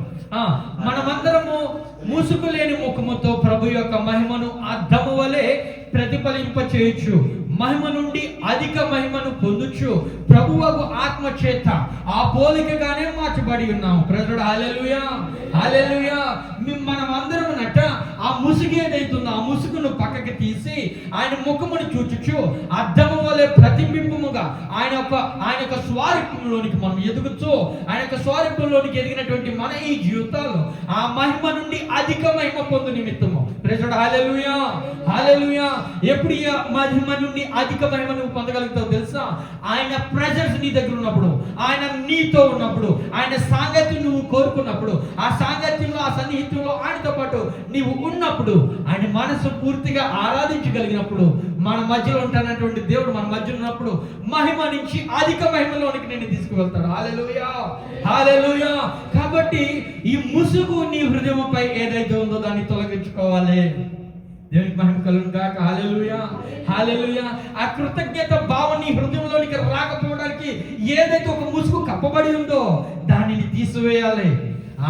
దాన్ని తీసివేసిన తర్వాతనే ఆ కృతజ్ఞత భావం కలిగినటువంటి నీవు మనస్ఫూర్తిగా దేవుని స్తుతించి ఆరాధించి మహిమపరచగలుగుతావు. లేదంటే మహిమను దొంగిలించేటువంటి వ్యక్తిగా మనం నిలబడిపోతాం అండి. ప్రజలు హల్లెలూయా, హల్లెలూయా. ఇప్పుడు గలతీయులకు రాసినటువంటి పత్రిక 5వ అధ్యాయం 13వ వచనం. మరి మాకు స్వాతంత్రం ఇచ్చినావు కదా ప్రభువా, ఆ స్వాతంత్రమును బట్టి ఇదిగో నువ్వు మాకు ఇచ్చినటువంటి ఈ విషయంలో మేము తప్పు చేసినప్పటికీ మమ్మల్ని వర్ణిస్తా ఉన్నాం. లేదు, ఇక్కడ మాట చెప్తా ఉన్నాడు, చదవండి ఒకసారి అన్నమాట. సహోదరులారా, మీరు స్వతంత్రులుగా ఉండుటకు పిలువబడితే రైట్, నేను అందుకే పిలుచున్నాను, కానీ అయితే మీకు ఒక నిబంధన ఇక్కడ ఏర్పాటు చేయడం జరిగింది. ఏంటది? అయితే ఒక మాట, ఆ స్వతంత్రమును శరీర క్రియలకు హేతువు చేసుకొనక. Praise the lord. Hallelujah, hallelujah. నాకు ఈ సమయంలో ఇష్టం లేదు, ఈ సమయంలో నేను ఆరాధించలేను, ఈ సమయంలో నేను మహిమపరచలేను అని, లేకుంటే ఈ శరీరానికి నేను కొంచెం ఇదిగో అలసట అనేటువంటి పరిస్థితి కూడా నేను పోతా ఉన్నాను. దేవుడి యొక్క ఈ సమయం అది గొప్ప భాగ్యం ఎంచుకోవాలండి. దేవుని స్తుతించడం, మహిమపరచడం అని అంటే మనుషులుగా మట్టి ముద్దలుగా ఉన్నటువంటి మనకు ఆ గొప్ప భాగ్యాన్ని దేవుడు అనుగ్రహించాడు. అది గొప్ప భాగ్యం ఎంచుకోవాలి. అక్కడ చెప్తాడు కదా, ఆ స్వతంత్రాన్ని మీరు ఏం చేస్తారు? మీ శరీర క్రియలకు హేతువు చేసుకొనక, మీ శరీర క్రియలకు దానిని పెట్టుకొనక. ఈ యొక్క స్వతంత్రమును మీరు తప్పుడు విధానంగా శరీరాన్ని పెంచడానికో, లేకపోతే శరీరాన్ని ఏమంటారు ఇబ్బందికరంగా ఉంచడానికో దాన్ని మీరు పెంచి పోషించ కనుక ఒక నిబంధన నీకు ఏర్పాటు చేయడం జరిగింది. హల్లెలూయా, హల్లెలూయా. ఇప్పుడు రీజన్ చెప్పాలి. నువ్వు రీజన్ చెప్పాలి. ఎందుకు ప్రార్థన సమయంలో నువ్వు చప్పట్లు కొట్టట్లేదు? ఎందుకు ఆరాధన సమయంలో దేవుడిని నువ్వు చప్పట్లు కొట్టి నాకు పెయిన్ ఉంది ప్రభు అని అంటే, నీకు స్వతంత్రం ఇచ్చి ఉన్నాను కదా అని ఆ స్వతంత్రాన్ని నువ్వు తప్పుడు విధానం యూజ్ చేయడానికి కుదరదు. Hello, praise the lord. Hallelujah. నీకు ఆ నియమ నిబంధనలు కూడా ఏర్పాటు చేశాడు కదా. నువ్వు స్వతంత్రంలో ఉండడం నాకు ఇష్టమే, కానీ నీకు కొన్ని నియమ నిబంధనలు నేను ఏర్పాటు చేయడం జరిగింది. అయితే ఆ మాట, ఆ స్వతంత్రమును శరీర క్రియలకు హేతువు చేసుకోవద్దన్న ప్రభు చెప్పినప్పుడు మనం ఇంకే రీతిగా దాన్ని వాడుకోవాలి? ఆత్మలో మాత్రమే స్వతంత్రం ఉందని చెప్తా ఉన్నాడు ఆయన, శరీరానికి ఇవ్వలేదు. Hello, praise the lord. Hallelujah, hallelujah. Misunderstand చేసుకుని దాన్ని మనం వేరే విధంగా వాడుకున్నప్పుడు ఏమైపోతుందని అంటే దేవుడు మహిమను దొంగిలించేటువంటి పరిస్థితికి మనం వెళ్ళిపోతా ఉన్నాం. మరొక మాట మనం చూద్దాం. యోహాను సువార్త 4వ అధ్యాయం. యోహాను సువార్త 4వ అధ్యాయం. ఆయనను మనం ఆత్మ కాబట్టి ఇక్కడ ఆయన స్వతంత్రం ఎక్కడ ఇచ్చాడనంటే ఆత్మకి ఇచ్చున్నాడు. ఆత్మతో ఆయనతో నువ్వు ఎంత ఇంటిమేషన్, ఎంత సన్నిహితం నువ్వు ఆయనతో పెంచుకుంటావు అనేటువంటిది దానికి ఒక స్వతంత్రం ఏర్పాటు చేయబడింది. నువ్వు స్థలము కాదు, నువ్వు ఉన్నటువంటి ప్రదేశం కాదు, నువ్వు నిలబడినటువంటి స్థలం కాదు. ఎప్పుడు నువ్వు అయినా దేవుని స్తుతించగలిగితే మీకు ఒక మాట చెప్తా, మీకు ఒక విషయం అనిపించి ఉండొచ్చు. నిన్న ఫ్రైడే కూడా నేను వర్క్ చేసుకుంటూ, పని చేసుకుంటూ, ఒక్కోసారి ఆరాధన చేసుకుంటూ ఉన్నప్పుడు బిగ్గరగా అరుచుకుంటూ పాటలు పాడుకుంటూ ఉంటాను. ఎవరు నా చుట్టుపక్కల ఉన్నా వాళ్ళకి అర్థం అవుతుంది, తెలుసు కాబట్టి. చూస్తే ఒకసారి ఏమైపోతుందంటే నా కళ్ళు ఒక మబ్బు పట్టినట్టుగా, నేను క్లియర్గా చూడలేనటువంటి పరిస్థితికి వెళ్ళిపోతున్నప్పుడు, రాత్రి ఫ్రైడే జరిగినటువంటి సిచ్యువేషన్ ఏంటంటే, నేను కొన్ని విషయాలు మాట్లాడుకుంటా పోతున్నాను ఒక వ్యక్తితో, నా పని చేసుకుంటూనే మాట్లాడుకుంటాను, అది మాట్లాడుతున్నాను, ఇది మాట్లాడుతున్నాను, అది కాదు ప్రభు, ఇది కాదు ప్రభు, అది అనుకుంటా ఉన్నాను. కానీ సడన్గా నాకు ఒకసారి మెలుకు వచ్చినప్పుడు, అరే నేను ఎక్కడున్నాను? నేను కంపెనీలో ఉన్నాను, పని చేస్తున్నాను. నా ఈ పరిస్థితి అంటే నేనేం అబ్జర్వ్ చేసుకున్నానంటే, నా ఈ జీవితంలో ఆ స్తుతి ఆరాధన అనేటువంటి దేవుడి యొక్క ప్రెజెన్స్ నీ దగ్గర తీసుకొస్తుంది. నీతో ఆయన ఉన్నాడు అనేటువంటి విషయం నీకు క్లియర్ ఉంటుంది. ఒక సన్నిహిత్యం, ఒక సాంగత్యం దేవుడితో నీకు ఉంటుంది. ఈ సాంగత్యం, ఈ సన్నిహిత్యం నువ్వు అనుభవించాలని అంటే నువ్వు చేసే పని కాదు, నువ్వు ఉన్నటువంటి స్థితి కాదు, నీ యొక్క ఆత్మ 24/7 అవైలబుల్గా ఉండాలి. హల్లెలూయా, హల్లెలూయా. అప్పుడు ఆ సహవాసంలో మాత్రమే దేవుడితో నువ్వు మాట్లాడగలుగుతావు. ఆయన మాట్లాడింది కూడా నీకు అర్థమవుతుంది. మనుషులతో సహవాసం చేయడానికి 24/7 వారికి నువ్వు ఏ విధంగా అయితే అవైలబుల్గా ఉంటున్నావు, వారితో ప్రేమతో, సన్నిహిత్యంతో, ప్రతి ఒక్క కష్టంలోనూ, ఇబ్బందులోను ఒకరికొకరు చేదోడుగా ఉంటూ, ఒకరి అవసరం బట్టి ఒకరు ప్రార్థన చేసుకుంటూ ఒక సన్నిహిత్యాన్ని నువ్వు ఏర్పరచుకుంటున్నావు. ఈ యొక్క స్తుతి ఆరాధనకు నువ్వు ఇంపార్టెంట్ ఇచ్చినప్పుడు, ఆ దయ, కృతజ్ఞత హృదయం నువ్వు క్యారీ చేస్తున్నప్పుడు, ఆయన స్తుతించేటువంటి మాట, ఆయన స్తుతించేటువంటి ఆ పాట, ఆయన స్తుతించేటువంటి ఆ ఒక మాట శ్వాస ద్వారా దేవుడిని నీ దగ్గరికి తీసుకొస్తాడు. నేను పాడిన పాట ఏంటో తెలుసా? మన జ్యోతిరాజ్ గారు పాట చాలాసార్లు మనం ఇక్కడ పాడుకుంటూ ఉంటాం. ఆ పాట నేను రిపీట్గా పాడుకుంటా ఉన్నాను. ఒక సమయం వచ్చినప్పటికి నేను మర్చిపోను నేను ఎక్కడున్నాను, నేను ఏం పని చేస్తున్నానో కూడా మర్చిపోను. నా బ్రెయిన్ రెండు చేయగలుగుతుంది. అరే ఇక్కడ ఇంకేమో నేను దేవుడితో మాట్లాడుకుంటున్నాను, కానీ ఆ పని ఆగట్లేదు. Hello, praise the lord. Hallelujah, hallelujah. ఆత్మ నీకు ఇచ్చేటువంటి శక్తి వేరే విధంగా ఉంటుందండి. ఆత్మ నీకు ఇచ్చేటువంటి బలం వేరే విధంగా ఉంటుంది. ఇది అనుభవపూర్వకంగా తెలుసుకుంటేనే కానీ అర్థం కాదు. లేదంటే నువ్వు ట్రై చేయి. వారం నేను చెప్తా ఉన్నాను, ఈ వారం అంతా కూడా దేవుడు స్తుతించు, ఆరాధించు, మహిమపరచు. ఈ సాంగత్యం, ఈ సన్నిహిత్యం దేవుడితో నీకు రాకపోతే నన్ను వచ్చి అడుగు, ప్రభు నాతో మాట్లాడతాడన్నావు బ్రదర్, ప్రభు నాతో పలకరిస్తాడన్నావు, నేను వినలేదే. లేదు, అందరినీ అదే రీతిగా ప్రేమించాడు. నన్ను ప్రేమించినటువంటి దేవుడే నిన్ను ప్రేమించాడు. నాకు ఇచ్చినటువంటి వాల్యూనే దేవుడు నీకు కూడా ఇచ్చాడు. ఇక్కడ ఏంటనంటే ఆ కృతజ్ఞత భావంపై ఉన్నటువంటి ముసుగు, ఇందాక చదువుకున్నాం కదా, ఏముందట ఆ హృదయంపై. ఎక్కడుందట ఆ ముసుగు? హృదయంపై ముసుగు కప్పబడి ఉంది. ఆ హృదయంపై ఉన్నటువంటి ఆ ముసుగు తీసివేయండి. ఇక్కడ నీకు స్వతంత్రం కావాలి, దేవుడికి, నీకు, దేవుడి యొక్క ఆత్మకు, నీ యొక్క ఆత్మకు. ప్రజలు హల్లెలూయా, హల్లెలూయా. ఆ మాట ఒకసారి, నేటి వరకు మోషే గ్రంథం వారు చదివినప్పుడల్లా ముసుగు వారి హృదయముల మీద ఉన్నది అనేటువంటి మాట చెప్పడం జరిగింది. ఏమిటి ఆ ముసుగు? దేవుడి యొక్క సన్నిహిత్యాన్ని నీకు దూరపరిచేటువంటిది ఆ ముసుగు. దేవుడి యొక్క సాంగత్యాన్ని నీకు దూరపరిచేది ఆ ముసుగు. ప్రార్థన ఇంపార్టెంట్ అండి, ప్రార్థన చేయొద్దని నేను అనట్లేదు, ప్రార్థన చాలా ఇంపార్టెంట్. కానీ 24 గంటలు నువ్వు ప్రార్థన చేస్తావంటే నువ్వు చేయలేనటువంటి పరిస్థితి. నువ్వు బ్రతకాలి, నీ కుటుంబం కొరకు కష్టపడాలి, లేకుంటే ఒక కొంత తీర్చుకొని నీ యొక్క కుటుంబాన్ని నువ్వు పోషించుకోగలగాలి. నీకంటూ దేవుడు కొన్ని బాధ్యతలు ఈ భూమిపై నీకు ఆయన ఇచ్చి ఉన్నాడు. వాటిని నెరవేర్చుకుంటూనే దేవుడికి నీవు దూరం అయిపోవాల్సినటువంటి అవసరం లేదు. ప్రజలు హల్లెలూయా, హల్లెలూయా. ఆయనకి చేరువ అవ్వచ్చు. హల్లెలూయా, హల్లెలూయా. మాట చదువుతాం, యోహాను సువార్త 4వ అధ్యాయం 23వ వచనం 24వ వచనం. అయితే యథార్థముగా ఆరాధించువారు ఆత్మతోనూ సత్యముతోనూ తండ్రిని ఆరాధించు కాలం వచ్చుచున్నది. హల్లెలూయా, హల్లెలూయా. ఒక మాట ఇక్కడ చెప్తా ఉన్నాడు చూడండి. అయితే యథార్థముగా ఆరాధించేటువంటి వారు, యథార్థంగా అంటే యథార్థ హృదయము కలిగినటువంటి వారు ఆరాధించేవారు, అటువంటి వారికి ఒక మాట, ఆత్మతోనూ సత్యముతోనూ తండ్రిని ఆరాధించు కాలం వచ్చుచున్నది, అది ఇప్పుడు వచ్చే ఉన్నది. హల్లెలూయా, హల్లెలూయా. నీ యొక్క ఆరాధన ఎటు రీతిగా చేస్తా అని అంగీకరిస్తాడో తెలుసా? ఆత్మతోనూ సత్యముతోను. సత్యం అంటే అబద్ధం కానిటువంటిది, ఆ వాక్యమునకు విరుద్ధమైనటువంటిది ఏదైతే ఉందో దానిని బేస్ చేసుకుని కాదు, నీవంటూ కొన్ని నియమ నిబంధనలు పెట్టుకుని కాదు, నీకంటూ నీ కొన్ని స్టైల్స్ ఏర్పరచుకుని అటు రీతికి దేవుని మహిమపరచడం కాదండి. ఆరాధన అనేటప్పటికి వచ్చేటప్పటికి ఇదిగో నేను ఒక మాట చెప్తూ ఉంటాను, ఇక్కడ కూడా మన సహోదరులు కూడా నేను చాలాసార్లు చెప్పాను. వర్షిప్ అనేటువంటి లీడర్గా వచ్చేటువంటి వారికి, ఆ పరిస్థితికి వచ్చేటువంటి వ్యక్తులకి సంఘంలో ఉన్నటువంటి బిడ్డలు అందరూ కలిసి వారి అందరి ఆత్మలను ఒకే ఆత్మ దగ్గరికి లీడ్ చేయగలిగేటువంటి కృప. హల్లెలూయా, హల్లెలూయా. ఇక్కడికి వచ్చి చేసేటువంటిది పర్ఫార్మెన్స్ కాదు, ఇక్కడికి వచ్చి చేసేటువంటిది లేకుంటే ఇంకోటేదో నువ్వు అనుకునేటువంటిది కాదు, కానీ వారి యొక్క అందరి యొక్క ఆత్మలను ఒకే ఆత్మ దగ్గరికి తీసుకురాగలగడం, ఒకే రీతిగా వారందరూ ఆరాధింప చేయగలగడం. అందుకే ఆత్మతోనూ సత్యముతోనూ తండ్రిని ఆరాధించేవారు.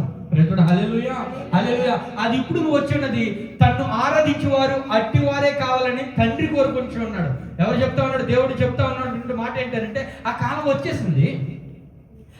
వచ్చేసింది, నీవు చేయవలసిన పని ఏంటంటే ఇటు రీతిగా నువ్వు ఆరాధించాలి, అందరినీ కూడా ఆ ఆత్మలోనికి తీసుకురావాలి. అందుగురించే ఒకవేళ వర్షిప్లో నేను పాటలు చాలాసార్లు నేను కోరుకునేది ఏంటంటే, వర్షిప్లో పాడేటువంటి పాటలు ఎందుకు అందరికి తెలిసినటువంటి పాటలు కావాలంటారంటే, అందరూ కూడా నీతో పాటు దేవుణ్ణి అటు రీతిగానే స్థుతించడానికి ఇష్టపడతారు. నూతన పాటలు పరిచయం చేసినప్పుడు మిగతా సమయంలో మనం నూతన పాటలు పరిచయం చేసినట్లయితే అప్పుడు నేర్చుకుంటారు. ఒకవేళ వారు నేర్చుకోకుండా ఆరాధన సమయంలో నువ్వు ఒకవేళ అట్లాంటి లీడింగ్ కానీ నువ్వు చేస్తున్నట్లయితే, నువ్వు చేస్తున్నటువంటిది ఏం పాడుతున్నాడు, ఎలా పాడుతున్నాడు అని వినడానికి వారి యొక్క దృష్టి ఉంటుంది తప్ప నువ్వు నడుస్తున్నటువంటి ఆత్మలో వారు నడవలేరు. అది తప్పని నేను అనట్లేదు. యాజ్ ఎ లీడర్గా నీ బాధ్యత ఏందని అంటే, వారందరినీ కూడా ఒకే ఆత్మలోనికి తీసుకురావాలి. ఒకే ఆత్మలోనికి తీసుకొచ్చి అందరూ కలిసి దేవుని మహిమపరచాలి. వారికి తెలీదు, వారికి అర్థం కావట్లేదు నువ్వు పాడేటువంటిది. వాళ్ళు ఏం చేస్తారంటే వారు ఫోకస్ ఎక్కడ, ఏం పాడుతున్నాడు, ఎలా పాడుతున్నాడు, ఇక్కడ ఎలా పాడాలా, దాని మీద ఫోకస్ ఉంటుంది. మిస్లీడ్ అవుతుంది ఇక్కడ. ప్రజలు హల్లెలూయా, హల్లెలూయా. నువ్వు పాట పరిచయం చేయడం తప్పు కాదు, సమయం ఉంది, వారికి నేర్పించేటువంటి సమయం ఉంది. అది సమయం, ఏ సమయంలో ఏది చేయాలనేటువంటిది యాజ్ ఎ లీడర్గా అది నువ్వు గుర్తెరిగి చేయగలగాలి ఎవరైనా సరే. ఒకవేళ ఇటు రీతిగా అందరు కలిసి ఒకే ఆత్మతో దేవుని మహిమపరిస్తే ఏం జరుగుతుంది చెప్పండి? దేవుని యొక్క ప్రెజెన్స్ ఇక్కడ ఉంటుంది. Hallelujah, hallelujah. That's what is your job. నీ యొక్క జాబ్ ఏంటంటే ఆ సమయంలో యాజ్ ఎ వర్షిప్ లీడర్గా దేవుడి యొక్క ప్రెజెన్స్ ఇక్కడ తీసుకురాగలగాలి. హల్లెలూయా, హల్లెలూయా. అలాంటి ప్రెజెన్స్ లో విత్తబడినటువంటి వాక్యం ఎట్లా ఉంటుందో తెలుసా? ఫలించేటువంటి స్థలంలో అది చేరుతుంది.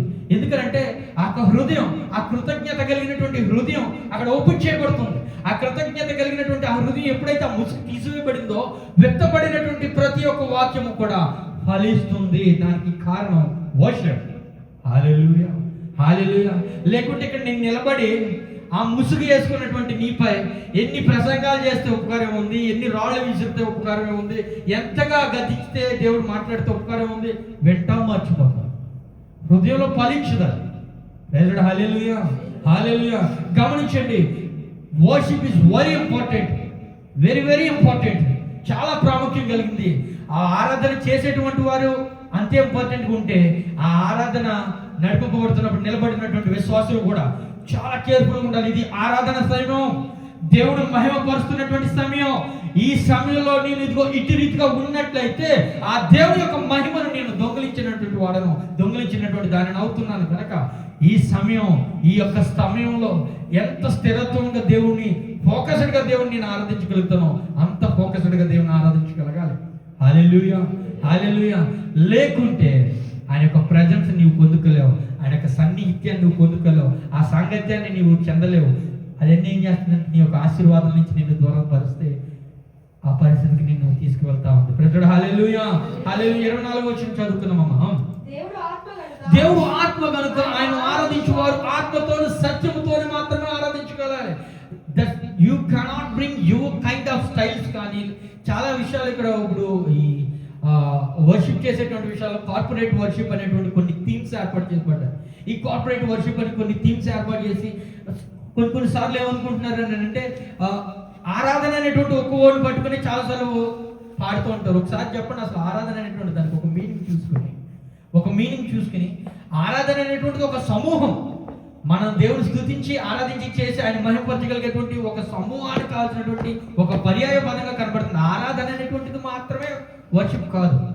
ప్రజలు హల్లెలూయా, హల్లెలూయా. మరి ఎట్లా ఉండాలి, ఆ పాటలు ఎట్లా ఉండాలి, ఆ రచనలు ఎట్లా ఉండాలంటే ఆయన మహిమపరిచేటువంటి రీతిగా, ఆయన ఎట్టివాడు, ఆయన ఏ రకంగా ఉన్నాడు, ఆయన ఏ రకమైనటువంటి మహిమను పొందుతుంటున్నాడు, నువ్వు ఆయన గుర్తెరగలేకపోయినట్లయితే కనుక అక్కడ ఆ సమయంలో నీ నోట్లోంచి మాటలు రావు, ఆ సమయంలో నీ నోటి నుంచి ఈ పాటలు కూడా రావు.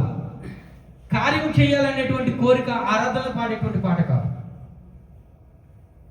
ఆయన మహిమ ఏంటి, ఆయన ఏమై ఉన్నాడో, ఆయన నువ్వు ఏమని గుర్తెరిగి ఉన్నావో దానిని బట్టి నువ్వు మహిమపరచాలి. అది ఆరాధన. హల్లెలూయా, హల్లెలూయా. నీవు గుర్తెరుగున్నటువంటి రీతిని బట్టి ఆయన నువ్వు ఓన్లీ మహోన్నతుడిగానే గుర్తున్నావా, మహోన్నతుడిగానే పలుకు. లేదు, నేను ఇంకొంచెం స్టెప్ ఎదిగాను, నాకు ఆధ్యాత్మికలో నేను ఇంకొంచెం స్టెప్ ఎదిగాను, ఆయన సర్వోన్నతుడు అనే విషయం కూడా నాకు తెలుసు అంటే కనుక అప్పుడు ఆ మాట కూడా నువ్వు వాడు. నువ్వు ఏమై గుర్తెరిగి ఉన్నావో దానిని బట్టి నువ్వు మహిమపరచాలి. హల్లెలూయా, హల్లెలూయా. అది స్తుతి ఘనత మహిమ చెల్లించేటువంటి పద్ధతి విధానం. మరొక మాట మనం చూద్దాం. అపోస్తలుల కార్యాలు 18వ అధ్యాయం 13వ వచనం. 18వ అధ్యాయం 13వ వచనం.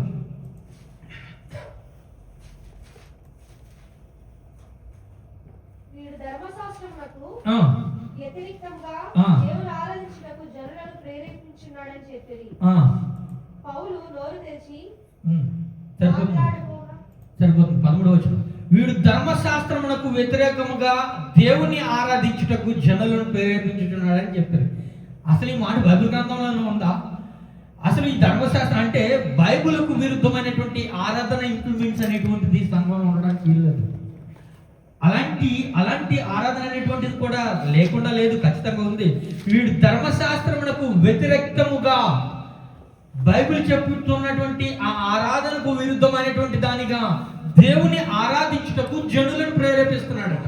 ప్రజలు hallelujah, hallelujah. Which is not good in the worship leader quality. ఇది వర్షిప్ లీడర్ ఉండవలసినటువంటి క్వాలిటీ కానీ కాదు. ఈ రకమైన క్వాలిటీ ఆరాధించేటువంటి ఏ బిడ్డకి కూడా ఉండడానికి వీల్లేదు. ప్రజలు హల్లెలూయా, హల్లెలూయా. జనులను దేవుణ్ణి ఆరాధించుటకు ప్రేరేపించేటువంటి వ్యక్తి బేస్డ్ ఆన్ ద బైబుల్. ప్రజలు హల్లెలూయా, హల్లెలూయా. ఒక వ్యక్తిని ఫాలో అవడమో, లేకుంటే ఒక పాస్టర్ గారు, లేకుంటే ఆ సంఘంలో ఆరాధన ద వే ఆఫ్ స్టైల్ ఎట్లా ఉంటుంది కాదు. బైబిల్ నీకేం చెప్తుంది, బైబిల్ నీకేమని చెప్తుంది. కొన్నిసార్లు మన ఈ పరిస్థితులు ఇన్స్ట్రుమెంట్స్ విషయంలో కూడా వచ్చినప్పటికీ వాటి మీద దేవుడు ఏదో చేస్తుంది. అసలు నీ నోటి నుంచి ఆ మాట రావడానికి నీ హృదయం ఎట్లా ఉందో ఆలోచించుకుంటా. You are not based on some other things, you have to based on నీ స్పిరిచువల్ లైఫ్ మీద అది ఆధారపడి ఉండాలి తప్ప ప్రతి ఒక్క విషయాన్ని దేవుడికి మహిమ, ఎవరు పాడినా ఎలా పాడినా దేవుడికి మహిమకరంగా అందరం కలిసి చేయాలి. ఒకవేళ అది చేయలేకున్నటువంటి పరిస్థితి, ఆలోచన విధానం నీలో ఉందనంటే అందరం కలిసి రేపు పొద్దున్న పరలోక రాజ్యంలో ఆరాధన చేయగలుగుతామా? అక్కడ ఐక్యమత్యం ఉంటుందా? మరి అందరూ అక్కడ చేయవలసిన పని ఏంటి? అదే కదా, దేవుని మహిమపరచాలా లేదా? అందరూ కలిసే కదా ఉండాలి. మరి అక్కడికి వెళ్ళిన తర్వాత కూడా ఒకరి మీద ఒకరు మాట్లాడుకుంటూ ఉన్నట్లయితే అప్పుడు ఏ విధమైనటువంటి ప్రాక్టీస్ నీకు ఉన్నట్టు ఈ భూప్రపంచం మీద? ఆ ప్రాక్టీస్కి నీకు అవసరమైంది కాబట్టి ఇక్కడ నీకు దేవుడు ఇచ్చి ఉన్నాడు కదా. ఇక్కడ నువ్వు ఆచరణలో పెట్టవలసినటువంటి విషయం ఏంటి? అది ఆచరణలో పెట్టాలి. అందరం కలిసి దేవుడిని ఎంతగా మహిమపరచగలగాలి. నాకు ఈ విషయంలో కొంచెం లేముంది, నీకు ఆ విషయంలో కొంచెం టాలెంట్ ఉంది, లేకుంటే నీకు గట్టిగా పాడగలిగేటువంటి కెపాసిటీ ఉంది, లేకుంటే నువ్వు రాగం తీయగలిగేటువంటి కెపాసిటీ ఉంది. అందరం కలిసి బ్రదర్, ఒకవేళ నేను ఈ సమయంలో నేను తగ్గించిపోయేటువంటి పరిస్థితి కాబట్టి ఆ సమయంలో నువ్వు దేవుని మహిమపరచడానికి నువ్వు నిలబడగలగాలి. ఆ పరిస్థితిలో నాకు ఆ స్కిల్ లేదు కాబట్టి నువ్వు నాతో పాటు కలిసి దేవుని మహిమపరచడానికి నువ్వు తోడ్పడాలి. నువ్వు ఏ విధంగా దేవుని మహిమపరచడానికి తోడ్పడాలంటే ఆ ప్రేమ, ఆ కలిమి, ఆ యొక్క స్థితి, దేవుడి దగ్గర ఆ సాంగత్యం కోరుకునేటువంటి హృదయం అందరిది ఒకటై ఉండాలి. ఒకరు ఎక్కువ కాదు, ఒకరు తక్కువ కాదు. ఒకరిని ఎక్కువ ప్రేమించలేదు, ఒకరు తక్కువ ప్రేమించలేదు. అందరిని ఒకే రీతిగా ఆయన ప్రేమించాడు, అందరిని ఒకే రీతిగా ఆయన ఉండాలనుకున్నాడు. మనం అందరం కూడా ఇందాక సహోదరుడు చెప్పినట్టు పరలోక రాజ్యంలో ఉండాలని ఆయన కోరుకున్నాడు. ప్రైజ్ లార్డ్, హల్లెలూయా, హల్లెలూయా. అలాగే నీతోని నాతోని అందరితోని సాంగత్యం కోరుకున్నాడు ఆయన. అవాదముకు ఆ దగ్గరికి వచ్చినప్పుడు ఆ ఏదో తోటలో ఒక మనిషి మాట్లాడినట్టు మాట్లాడడం మనం చూస్తాం. ఇక్కడ మోషేను కొండపైకి తీసుకెళ్ళి, మోషే మాత్రం ఎందుకు ప్రత్యేకించి తీసుకెళ్ళాడు అంటే ఆ సాంగత్యం వారిద్దరి మధ్య ఉంది. ప్రైజ్ లార్డ్, హల్లెలూయా. మరి మిగతా వాళ్ళకి కూడా కనిపించాడు కదా, మరి అక్కడ ఉండి మాట్లాడొచ్చు కదా అంటే లేదే. ఆ సాంగత్యం అతనితోనే కోరుకున్నాడు, అతనితో మాట్లాడాడు, వెయిట్ చేయించాడు. అంత సాంగత్యం ఉన్నటువంటి వ్యక్తిని కూడా నేను నీతో మాట్లాడుతాను, నువ్వు వెయిట్ చేయన్నాడు. ఆ ఒక ఓపిక, ఆ ఒక శ్రద్ధ, ఆ ఒక సమయం దేవుడి కొరకు కేటాయించే విధానం, ఇవి కాదా దేవుడి యొక్క సాంగత్యాన్ని మన దగ్గరికి చేర్చేవి? Praise Lord, hallelujah, hallelujah. మరి ఇక్కడ ఈ భూమి మీద మరి మనం అవి ఎందుకు మనం కనపరచలేకపోతున్నాం? ఆ టైం స్పెండ్ చేయడం కానీ, లేకుంటే ఆ దేవుని ఆరాధించడం కానీ, లేకుంటే ఆ విషయాలు నేర్చుకునేటువంటి విషయాల్లో నేర్చుకోవడం కానీ ఎందుకు జరగట్లేదంటే మన ఆ సమయం అని దేనికి ఇవ్వం మనం. హలో, ప్రైజ్ లార్డ్, హల్లెలూయా, హల్లెలూయా. దేవుడికి ఆ సమయం ఇచ్చేటువంటి పరిస్థితి కనపడట్లేదు. అంటారు బిజీ లైఫ్ అని అనుకుంటే కనుక క్లియర్గా కనపడుతుంది, నువ్వు ముసుగేసుకున్నటువంటి హృదయం ఉన్నటువంటి వ్యక్తి ఉన్నావని. ప్రైజ్ లార్డ్, హల్లెలూయా, హల్లెలూయా. మరొక మాట మనం చూద్దాం. మత్తయి సువార్త 15వ అధ్యాయం 8వ వచనం, త్వరగా ముందుకు వెళ్దాం ఎందుకంటే సమయం కూడా అవబోతోంది. మత్తయి సువార్త 15వ అధ్యాయం 8వ వచనం చదువు. వేషధారులారా, ఈ ప్రజలు తమ పెదవులతో నన్ను ఘనపరచుదురు గాని వారి హృదయము నాకు దూరముగా ఉన్నది. ప్రైజ్ లార్డ్, హల్లెలూయా, హల్లెలూయా. సమయంలో నిలబడి పాడుతా ఉన్నాం. ఈ యొక్క ముసుగుని నీ మీద వేసుకుని చేస్తా ఉన్నప్పుడు దేవుడు చెప్తున్నటువంటి మాట ఏంటి తెలుసా? వేషధారులారా, ఈ ప్రజలు తమ పెదవులతో నన్ను ఘనపరచుదురు కానీ వారి హృదయం నాకేమై ఉన్నదట? దూరముగా ఉన్నది. ఈ యొక్క దూరముగా ఉన్నటువంటి హృదయంతో, ఆ కృతజ్ఞత భావములైనటువంటి హృదయంతో నువ్వు సంఘంలో నిలబడి పాట పాడినా, ఆరాధించినా, విశ్వాసగా ఉన్నా, ఏ కార్యం చేసినప్పటికీ కూడా వేషధారి వలె నేను దేవుడు పిలుస్తా ఉన్నాడు. Hallelujah, hallelujah. Be careful. మనం అనుకోవచ్చు నేను సహవాసం చేస్తా ఉన్నాను, దేవుడికి దగ్గరగా ఉన్నానని అనుకోవచ్చేమో, కానీ ఇట్స్ నాట్ ట్రూ. వేషధారి, ముసుగు వేసుకున్నటువంటి వేషధారి ఆ మాట చెప్తా ఉన్నాడు. మరొక మాట మనం చూద్దాం. మార్కు సువార్త 7వ అధ్యాయం 6వ వచనం నుంచి 3 సార్లు దాదాపు ఈ మాట ఆయన రాయడం జరిగిందండి. 3 సార్లు ఆ మాట కనబడుతుంది బైబిల్ గ్రంథంలో. ఇంకొక మాట మార్కు సువార్త 7వ అధ్యాయం 6-7 వచనాలు 8. అందుకని వారితో ఇలాగ చెప్పాను, ఈ ప్రజలు పెదవులతో నన్ను ఘనపరచుదురు కానీ వారి హృదయంలో నాకు ఏమైనాయట? దూరంగా ఉన్న 7వ వచనం చదువుదాం. వారు మానవులు కల్పించినటువంటి పద్ధతులు, దేవోపదేశములని బోధించుచు నన్ను వ్యర్థంగా ఆరాధిస్తున్నారు. ఇందాక నేను చెప్పినటువంటి మాట అదే. నీకంటూ కొన్ని స్టైల్స్, నీకంటూ కొన్ని విధానాలు. That's what God expecting from you. Praise Lord, hallelujah, hallelujah. వారు మానవులు కల్పించినటువంటి పద్ధతులు, దేవోపదేశములని బోధించుచు, అవే రైట్, అవే దేవుడు మాకు ఇచ్చినటువంటి మాటలు, అయ్యే దేవుడు మాకు చెప్పినటువంటి విధానాలు అని వారే చెప్తున్నారంటే ఏమని మళ్ళీ దేవుడి మీదతో వేస్తున్నారు. దేవోపదేశములు ఇవి మామూలు వచ్చినటువంటివి కాదు. ఇవి దేవోపదేశములను బోధించుచు నన్ను వ్యర్థముగా ఆరాధించుచు అని వ్రాయబడినట్లు వేషధారులైన మిమ్మల్ని గూర్చి యెషయా ప్రవచించినది సరియే. ప్రైజ్ హల్లెలూయా, హల్లెలూయా. ఇటు రీతిగా హృదయమును దూరపరుచుకుని దేవుని ఆరాధించేటువంటి వ్యక్తులు మరలా వారు చెప్తున్నటువంటి మాటలు కూడా ఎట్లనే తెలుసా, దేవుడు ఈ రకంగా చెప్పలేదా అని చెబుతూనే ఇది దేవుడి యొక్క ఉపదేశములని దేవుడి మీద కూడా మాటలు వేసేటువంటి పరిస్థితి. మరొక మాట మనం చూద్దాం. యెషయా గ్రంథం 29వ అధ్యాయం, యెషయా గ్రంథం 29వ అధ్యాయం 13వ వచనం.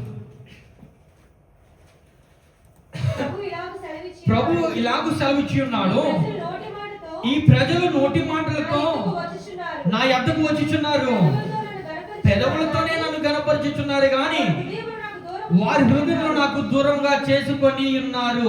వారు నా ఎడల చూపు భయభక్తులు మానవుల విధులను బట్టి వారు నేర్చుకొనినవి. ప్రైజ్ లార్డ్, హల్లెలూయా, హల్లెలూయా. నీ నటనపరమైనటువంటి ఈ భయభక్తి, దేవుడి యందు భయభక్తులుగా చేస్తున్నటువంటి ఈ యొక్క నటన బట్టి దేవుడు నేను పిలిచేటువంటి పేరేంటో తెలుసా? నీకు ఇచ్చేటువంటి బిరుదేమో తెలుసా? ఓ వేషధారి. హల్లెలూయా. ఓ వేషధారి, నువ్వు మాటలు చేస్తున్నటువంటి ఈ మాటలో, ఈ యొక్క పెదవుల ద్వారా నీవు పలుకుతున్నటువంటి ఈ యొక్క మాటలో ఆయనకి అంగీకారం లేదు. నీ యొక్క ఆరాధన అంగీకారమైనటువంటిది కాదు. నీవు చేస్తున్నటువంటి భక్తి అంగీకారమైనటువంటిది కాదు. ఈ యొక్క భక్తి ఇదిగో మనుషులు నేర్పించి ఆ పద్ధతులు, మనుషులు నేర్పించినటువంటి ఆ కల్పిత మాటల ద్వారా నీకు దగ్గరికి వచ్చినాయి కానీ ఆత్మ బోధించినటువంటి విషయాలు కాదు. ఆత్మ చేత కట్టుబడినటువంటిది కాదు. ఆత్మ చేత కట్టుబడినటువంటి నీవు ఏం చేస్తావు అంటే ఆత్మ ద్వారా దేవుని ఆరాధిస్తావు. ఆయన ఆరాధించేవారు ఆత్మతోను సత్యముతోను ఆరాధించమనేటువంటి మాటకు అర్థం అది. ఆ ఆత్మ నీలో లేనప్పుడు, ఆ ఆత్మ నీలో నివసించలేనప్పుడు, ఆ ఆత్మ నీలో నివసించకుండా నువ్వు వేషధార వలె బ్రతుకుతున్నటువంటి ఈ భక్తిని బట్టి దేవుని నీవు ఆరాధిస్తున్నట్లయితే అది దేవుడికి అంగీకారం కాదు. హల్లెలూయా, హల్లెలూయా. దేనిని బట్టి నీ యొక్క హృదయం ఎట్లా ఉండాలని అంటే 24/7 ఇప్పుడు దేవుడికి అవైలబుల్గా ఉండాలి. చిన్న విషయాన్ని బట్టి, చిన్న మాటను బట్టి thank you Lord, thank you Jesus, మహిమోన్నతుడా మహిమ నీకే, మహిమోన్నతుడా మహిమ నీకే. ప్రతి చిన్న విషయాన్ని బట్టి కృతజ్ఞత భావం ఆయన యందు కలిగి ఉండాలి. ఎప్పుడు ఇలాంటి హృదయాన్ని మనం క్యారీ చేస్తామో, దేవుడి నుంచి మనం తప్పుకోమండి. అలాంటి నీవు చిన్న పాట పాడినా, చిన్న మాట పాటగా పాడినా కానీ దేవుడు అంగీకరిస్తాడు. హల్లెలూయా, హల్లెలూయా. లేకపోతే గొంతు చించుకొని ఇక్కడ నిలబడి ఇంకోటి చేసిన ఉపకారం లేదు. అది నీకు ఇచ్చినటువంటి తలాంతును బట్టి దేవుని స్తుతించు. నీకు ఇచ్చినటువంటి ఆ తలాంతును బట్టి దేవుని మహిమపరచు. ఆ తలాంతులను వ్యర్థముగా వాడుకొని, ఆ తలాంతులను వ్యర్థముగా చేసుకున్నట్లయితే వ్యర్థమైనటువంటి ఆలోచన కలిగి, హృదయంతో కలిగి ఆ తలాంతులను ఉపయోగించిన వేషధారి అంటా ఉన్నారు. ప్రైజ్ లార్డ్, హల్లెలూయా, హల్లెలూయా. కాబట్టి బీ వెరీ కేర్ఫుల్. మనం చేస్తున్నటువంటి ఆరాధన దేవునికి ఇష్టమైనటువంటి ఆరాధనగా ఉన్నదా, ఆయనకి అంగీకారమైనటువంటి ఆరాధనగా ఉన్నదా? ఎప్పుడైతే నీకు ఒక మాట చెప్తాను తెలుసా, నీకు ఒక క్వశ్చన్ చెప్తాదలుచుకున్నా. ఎప్పుడైతే ఆ ఆరాధన నువ్వు చేస్తున్నావో, ఆ నిజమైనటువంటి ఆరాధన నువ్వు చేస్తున్నావో, ఆ బలమైనటువంటి ఆరాధన, సత్యమైనటువంటి ఆరాధన నువ్వు చేయగలుగుతున్నావో, దేవుడు నీ యందు కార్యములను సఫలపరుస్తాడు. నువ్వు అడగకుండానే మనం ఆశించి వస్తాం కదా, అయ్యా నాకు ఈ పలానా అవసరం ఉంది, పలానా విషయంలో నాకు నీ యొక్క అవసరం ఉంది, నీ యొక్క కృప కావాలి, నీ యొక్క హ్యాండ్ లేకపోతే ఈ కార్యం మూవ్ కాదనేటువంటి ఆలోచన నీకు ఉన్నప్పుడు, దేవునికి నిజమైనటువంటి ఆరాధన ఆత్మతో సత్యంతో చేయగలిగినప్పుడు అద్భుతాలను ఈ జీవితంలో దేవుడు చేయడానికి సిద్ధంగా ఉన్నారు. ప్రజలు హల్లెలూయా, హల్లెలూయా. అలాంటి ఒక విషయం నేను మీ ముందుకు తీసుకురావాలనుకున్నాను. ఒక అధికారి ఉన్నాడు బైబిల్ గ్రంథంలో. ఆ అధికారి దగ్గర ఆ అధికారికి ఒక కూతురు ఉంది. ఆ కూతురు ఏమైపోయిందంటే చనిపోయింది. చనిపోయిన తర్వాత చేయవలసిన పని ఏంటి చెప్పండి? ఓకే, ఒక కూతురు ఉంది, లేకుంటే కూతురు విషయం పక్కన పెట్టి మన ఇంట్లో ఒక వ్యక్తి చనిపోయాడు. వాట్ నెక్స్ట్ వీడియో, నెక్స్ట్ జరిగే కార్యక్రమాలు ఏంటో మనం చూస్తాం. ఇస్ దట్ రైట్ అన్నమాట? మనిషి మన దగ్గర లేడు, దేవుడి దగ్గర ఉండి ఉన్నాడు కాబట్టి మనకి ఒక నిరీక్షణ, క్రైస్తవులుగా మన అందరికీ ఏంటంటే మళ్ళీ మనం అందరం కలుస్తాం అనేటువంటి ఒక నిరీక్షణ ఉంది. కాబట్టి దానిని బట్టి మనం ఏం చేస్తామంటే నెక్స్ట్ ఏం జరగాలనేటువంటి విషయాలు కూడా మనం ఆలోచిస్తుంటాం. కానీ ఈ అధికారి ఏం చేశాడు తెలుసా? దేవుడి దగ్గరికి పోయి ఆరాధించడం మొదలుపెట్టాడు. అరే ఇది సమయం అసలు, మనిషి కూతురు చనిపోయింది. ఆ కూతురు చనిపోయి నువ్వు ఉంటే తండ్రి పోయి నువ్వేం చేస్తావు? పోయి దేవుడికి ఆరాధిస్తున్నాడట. ఏమని ఆరాధిస్తున్నాడు? ఒకసారి మాట చూద్దాం. మత్తయి సువార్త 9వ అధ్యాయం 18వ వచనం. మత్తయి సువార్త 9వ అధ్యాయం 18వ వచనం. త్వరగా.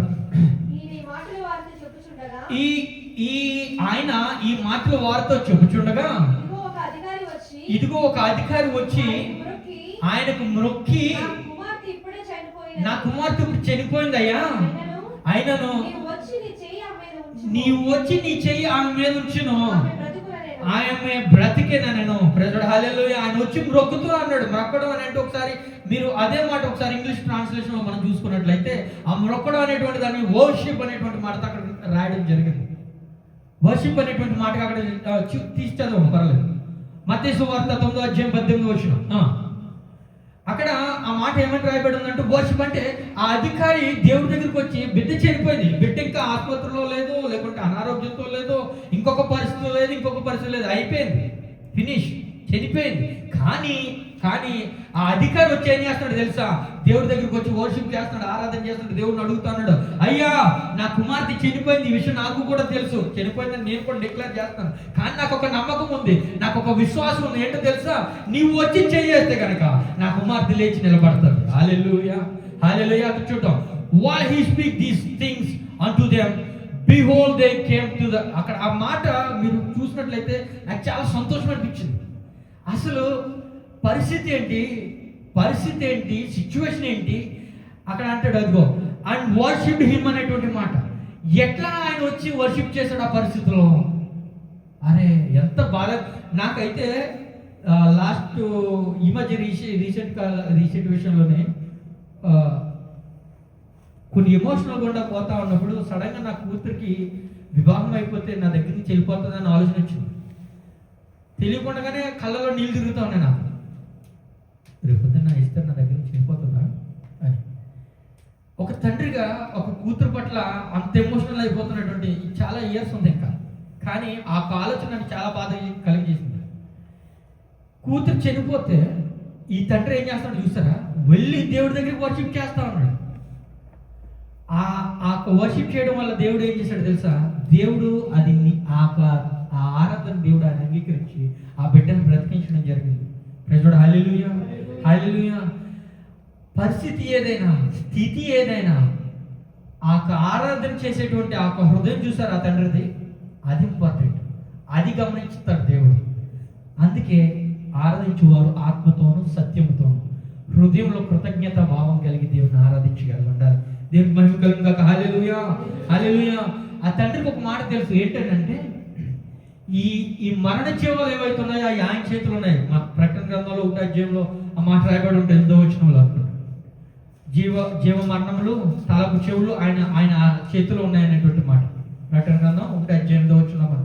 ఆ తండ్రి ఆ విషయాన్ని గుర్తెరుగున్నాడు. నా దేవుడు ఎవరు, నేను ఆరాధిస్తున్నటువంటి నా దేవుడు ఎవరు అనేటువంటి ఒక ఆలోచన విధానం ఆయనకి అర్థమైంది. అందుకే సత్యముతో ఆయన ఆరాధించుకుంటే హూ ఇస్ హీ, నువ్వు ఎవరిని ఆరాధిస్తున్నావు, ఏమని ఆరాధిస్తున్నావు, ఆయన నువ్వు చేసేటువంటి ఆరాధన ఆయనకి ఏ విధంగా ఆయనకి చెందాలి అనేటువంటిది ఒక ఆలోచన కలిగినటువంటి విధానం. మాట్లాడేటువంటి ప్రతి మాట కూడా అంత ఆలోచించి మాట్లాడాలి ఆరాధనలో. ప్రజలు హల్లెలూయా, హల్లెలూయా. మత్తయి సువార్త 17వ అధ్యాయం 15వ వచనం ఇంకొక మాట మనం అక్కడ రాయబడి ఉంది. మత్తయి సువార్త 17వ అధ్యాయం 15వ వచనం. నా కుమారుడు కనిపింపు, వాడు చంద్రరోగి అన్నాడట. చంద్రరోగి అని అంటే ఇది మరలా మనం దాన్ని విశదీకరించుకుంటే ఈ అమావాస్య పునానికి కొంతమందికి వచ్చేటువంటి పరిస్థితులు మనం చూస్తూ ఉంటాం. వారి యొక్క ఆరోగ్య పరిస్థితులు, ఒంట్లో బాగాలేనటువంటి పరిస్థితులు, కొంతమంది దీన్ని కొట్టివేసేటువంటి పరిస్థితి తీసుకెళ్తూ ఉంటారు. మరీ డీప్గా ఈ సబ్జెక్ట్ కోసం వెళ్ళిపోతే చంద్రుడిని దేవుడు అక్కడ పెట్టినటువంటి ఆ మట్టికి, ఇక్కడ చేసినటువంటి ఈ మట్టికి ఏటి సంబంధం అనేటువంటి విషయాల గురించి కూడా మాట్లాడుకుని అదొక సబ్జెక్ట్ అవుతుంది. అయితే మనం అంత దూరం పోవద్దు ఈరోజు.